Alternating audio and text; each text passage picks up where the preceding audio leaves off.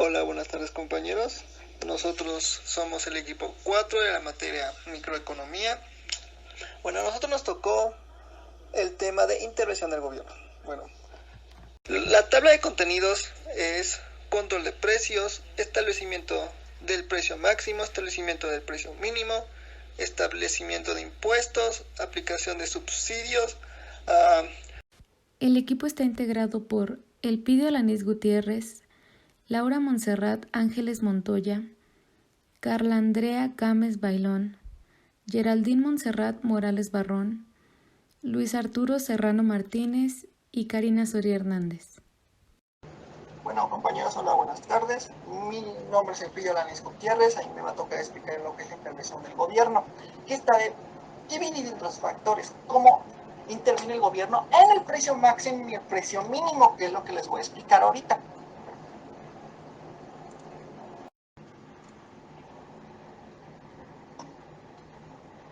El precio máximo en la intervención del gobierno. Bueno, ¿cómo interviene el gobierno en el precio máximo? Aquí les va. En la intervención del gobierno en el mercado, tanto como compradores como vendedores estén insatisfechos con el libre mercado y por esto el gobierno tenga que intervenir. Porque, como ven en esto, los compradores buscan el precio más bajo y los vendedores buscan el precio más alto. Entonces aquí les vamos a mostrar un ejemplo. Aquí, el precio máximo en el mercado, supongamos que en esta ocasión el gobierno sí escucha a los vendedores de gaseosas, impone un precio máximo como se puede ver en la gráfica. El precio de equilibrio de una gaseosa es de $3 y la cantidad de equilibrio de 60 gaseosas, pero el gobierno impone un precio máximo de $4. Aquí está en la barrita azul. En este caso el precio máximo está por encima del precio de equilibrio. Como aquí no es obligatorio que los vendedores no sobrepasen el precio máximo. Entonces se dan cuenta que ese precio hay un exceso de oferta de 50 gaseosas. Entonces optan por ofrecerla a un precio más bajo para aumentar la cantidad de demanda. Y como mostramos aquí,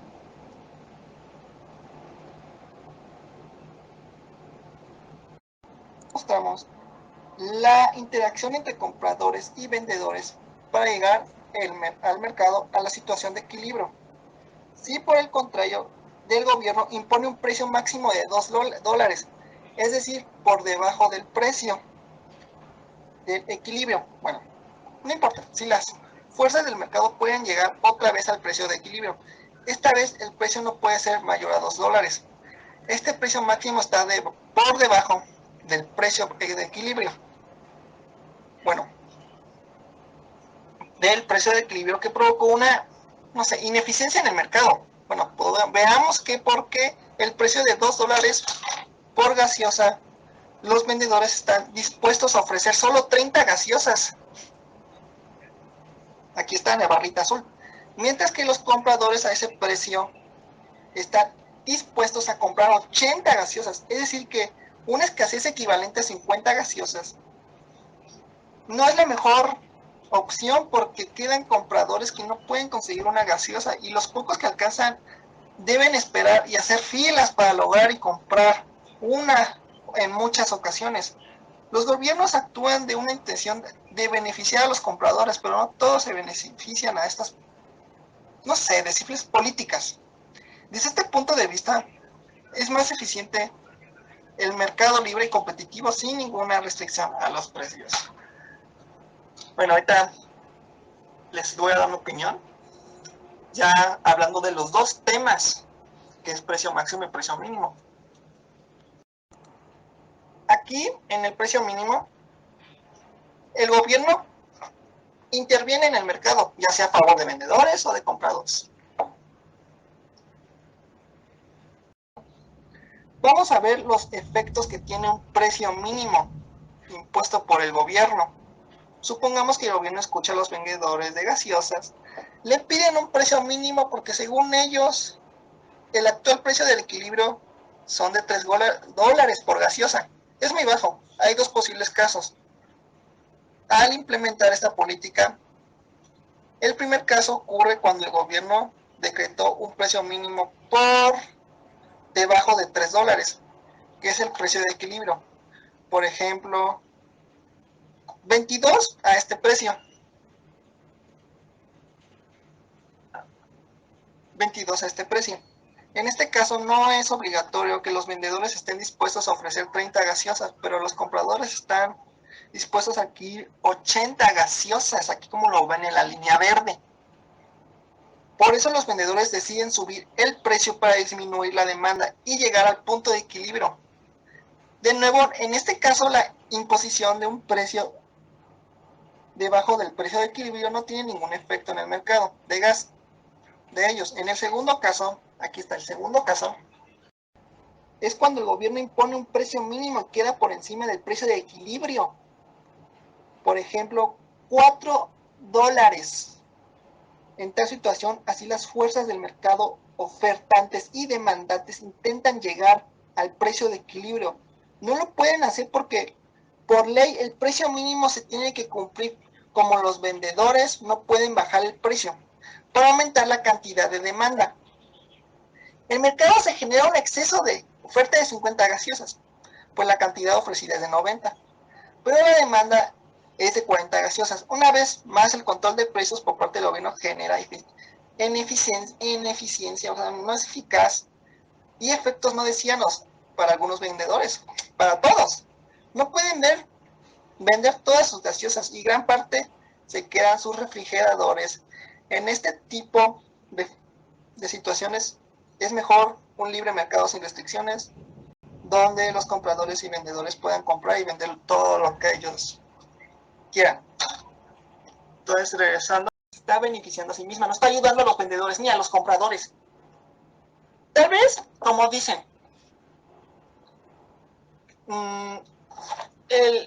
el gobierno está interviniendo, pues digamos que son como impuestos para ayudar al pueblo por las ganancias que está generando el gobierno, porque está ayudando, entre comillas, al precio máximo y al precio mínimo.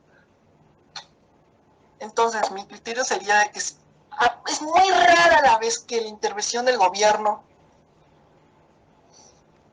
dé buenos resultados y no robe a los compradores ni a los vendedores, porque ellos ajustan los precios y termina beneficiándose, ganando más.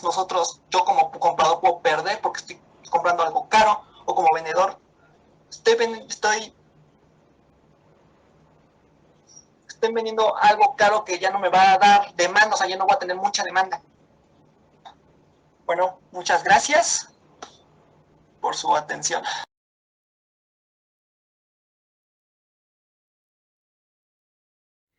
¿Qué es el control de precios?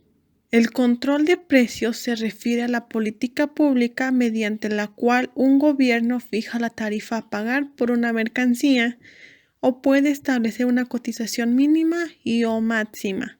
Con este sistema se interviene en el mercado, que es el que de manera natural fija los precios por medio de la oferta y la demanda.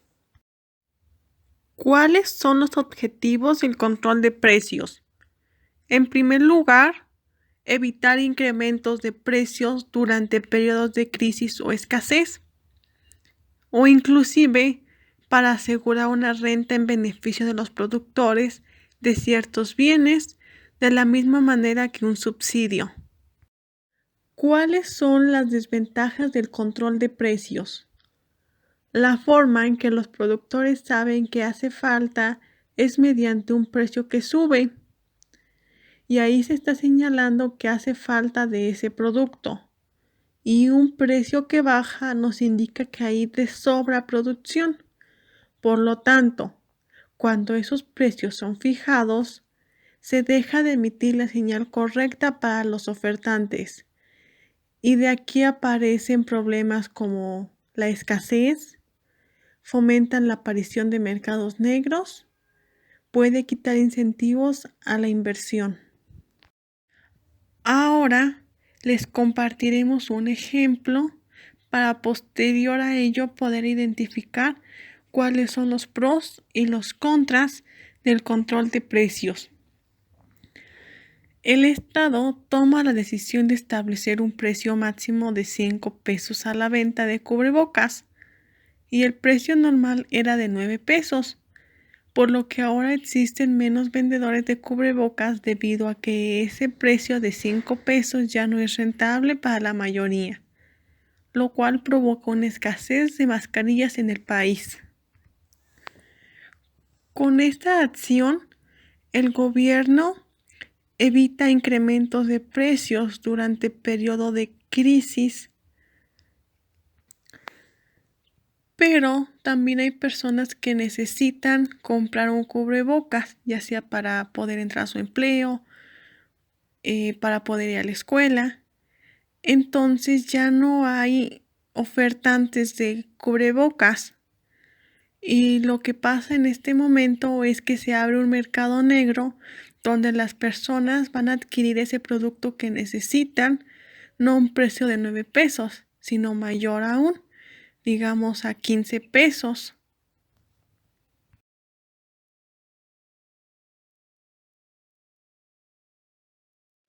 Establecimiento de precio tope o precio máximo. El precio tope son controles de precio que establece el gobierno en un mercado para que las compras se realicen en un precio menor o igual al precio tope que el gobierno pone a un producto o servicio. Beneficios y desventajas del precio tope. Son beneficios para la sociedad porque ayudan a que los productos básicos sean accesibles para todos. Su desventaja es que al provocar un estímulo en la demanda se produce escasez. Gráfico del precio máximo o precio tope. Si el precio máximo está por encima del precio de equilibrio, no tendrá ningún impacto, ya que el mercado de forma natural tenderá a situarse por debajo del dicho límite. Si por el contrario el precio máximo es inferior al precio de equilibrio, entonces este límite impedirá al mercado alcanzar el equilibrio. El precio se situará en dicho tope máximo donde la cantidad ofertada será menor que la cantidad demandada.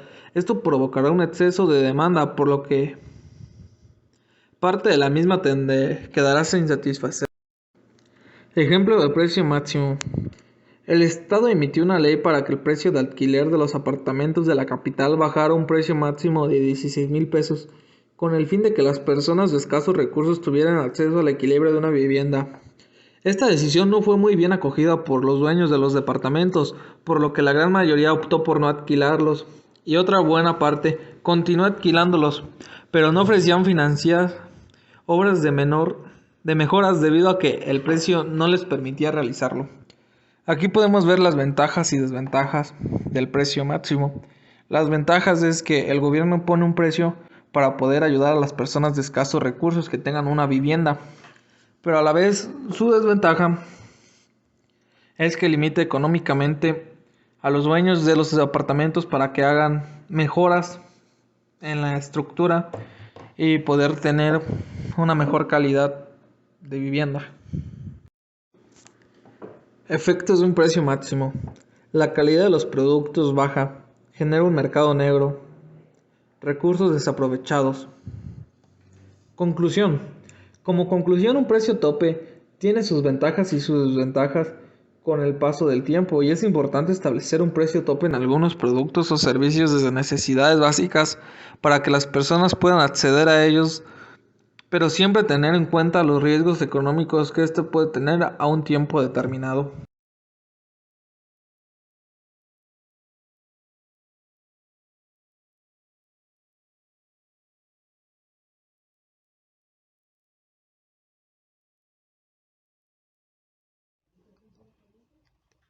Establecimiento del precio mínimo o precio de garantía. Los precios mínimos son controles de precios donde en un mercado en particular el gobierno no permite que se transen unidades por un precio menor al precio definido por el gobierno.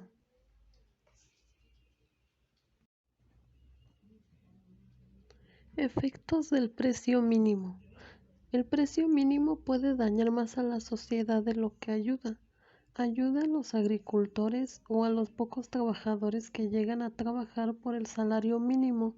Sin embargo, los precios mínimos pueden causar una pérdida de bienestar de peso muerto.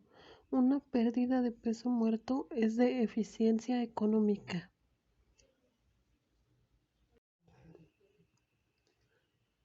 Para que un precio mínimo sea efectivo, debe establecerse por encima del precio de equilibrio. Si no está por encima del equilibrio, entonces el mercado no venderá por debajo del equilibrio y el precio mínimo será irrelevante, como se muestra en la siguiente imagen.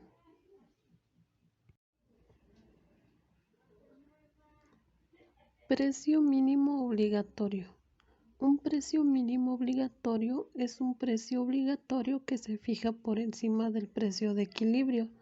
El gobierno está inflando el precio del bien para que el que ha establecido un precio mínimo vinculante, lo que hará que al menos algunos consumidores eviten pagar ese precio. El resultado es un excedente del bien debido a los bienes no vendidos. Los gobiernos pueden instituir precios mínimos obligatorios estableciendo leyes que no permitan que los bienes se vendan a precios de mercado.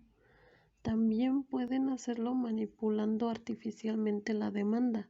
La compra de bienes adicionales hace que el precio de esos bienes aumente, de modo que esté por encima de la tasa del precio mínimo obligatorio.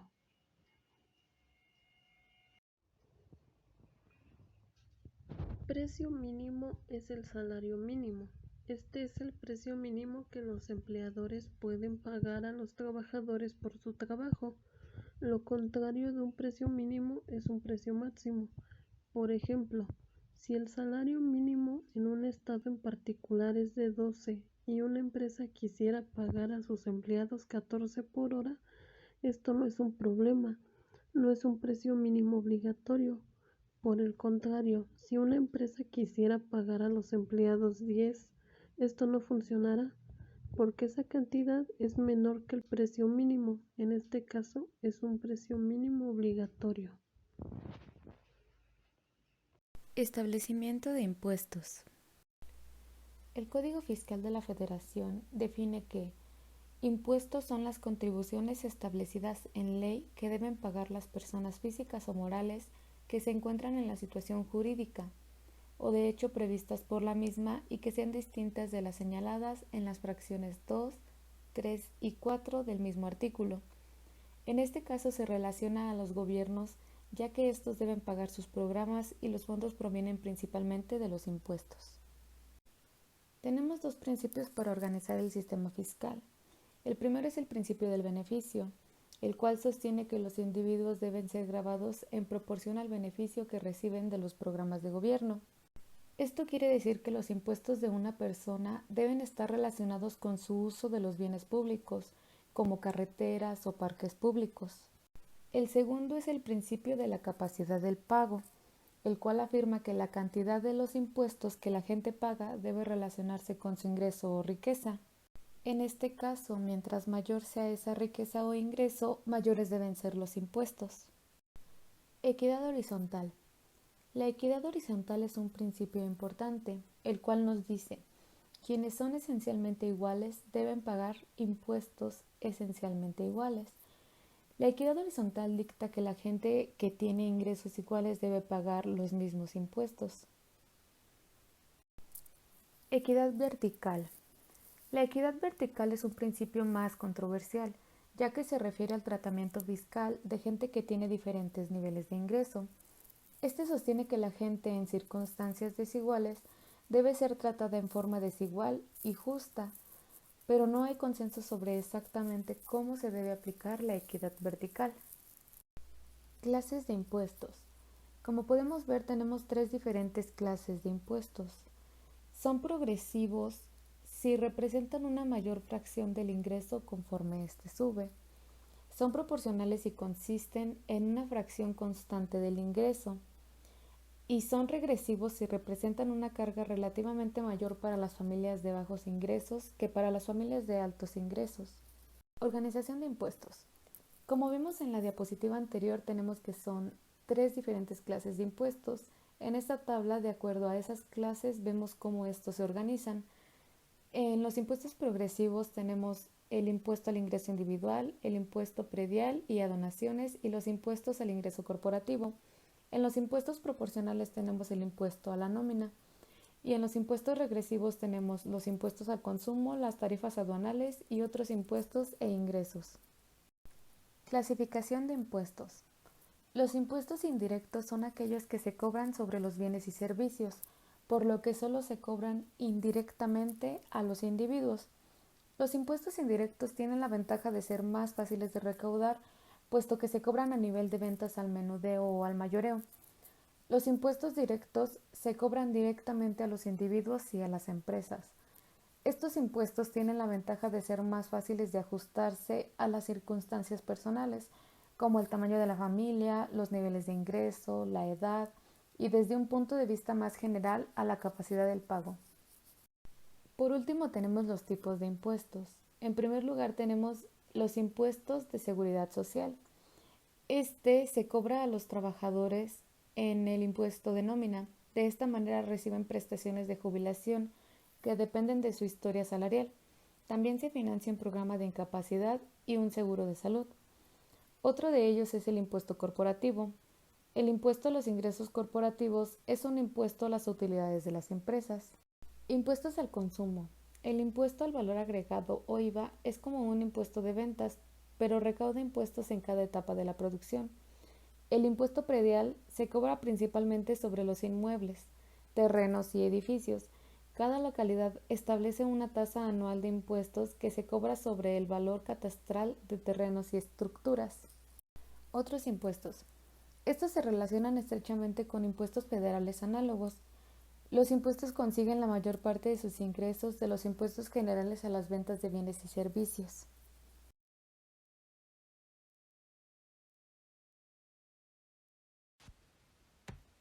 Aplicación de subsidios. Es un instrumento del gobierno en la distribución del ingreso, además de ser un instrumento para compensar los males sociales y de manera de incentivar la producción de bienes moratorios positivos, alimentos, vivienda, etc.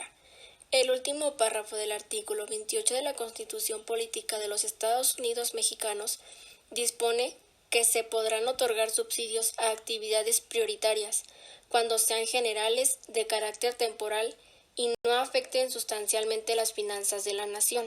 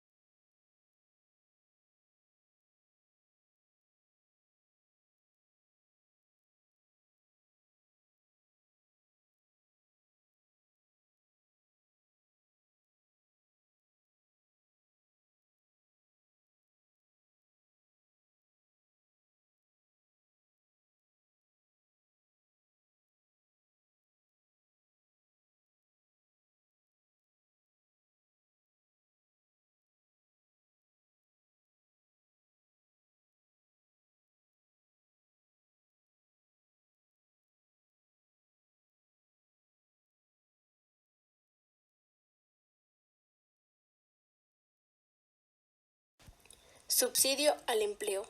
El subsidio al empleo es un beneficio que otorga el gobierno federal por medio de los empleadores o patronos y se aplica al momento de hacer las retenciones de la renta. El monto es de hasta 2 salarios mínimos, para los cuales el total de subsidios que corresponde excede del ISR. La diferencia resultante se paga al trabajador junto con el salario. Artículo 10 de la Ley del ISR. Se otorga el subsidio para el empleo en los términos siguientes. Los contribuyentes que perciban ingresos de los previstos en el primer párrafo a la fracción 1 del artículo 94 de la Ley del Impuesto sobre la Renta, excepto los percibidos por concepto de primas de antigüedad, retiro e indemnizaciones u otros pagos por separación, gozarán del subsidio para el empleo. Se le aplicará contra el impuesto que resulte a su cargo en los términos del artículo 96 de la misma ley.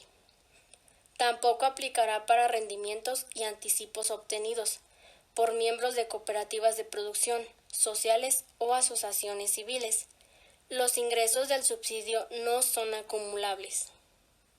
¿Cómo se calcula el subsidio al empleo? El SAT, Servicio de Administración Tributaria, publica cada año las tablas de rangos salariales, que sirven como base para el cálculo del impuesto y cuál es el subsidio al empleo mensual, así como las tablas aplicables por rubros. Las tablas se pueden consultar por pago diario, semanal, decenal, quincenal y mensual. Por lo regular, la que se utiliza más es la mensual.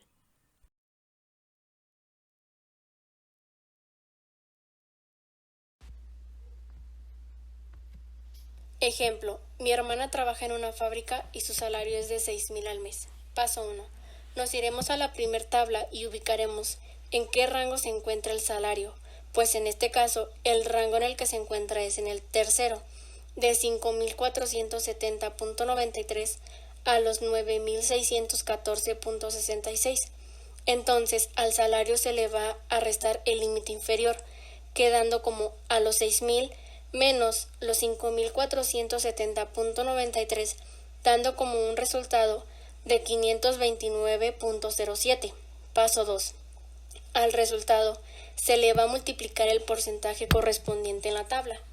Este lo vamos a sacar del tercer rango en el que se encuentra el salario. Entonces, a los 529.07 se le va a multiplicar el 10.88%, dando como resultado 57.562816. A este resultado se le va a llamar impuesto marginal. Paso 3. Al impuesto marginal se le va a sumar la cuota fija que indica la primer tabla. Entonces nos iremos al tercer rango en el que se encuentra el salario y verificaremos qué es la cuota fija que corresponde. Entonces, a los 57.562816 más los 321.26, dando resultado 378.822816. Este resultado es el ISR a descontar al trabajador. Nuevamente ubicamos el rango en el que se encuentra el salario, pero esta vez en la segunda tabla.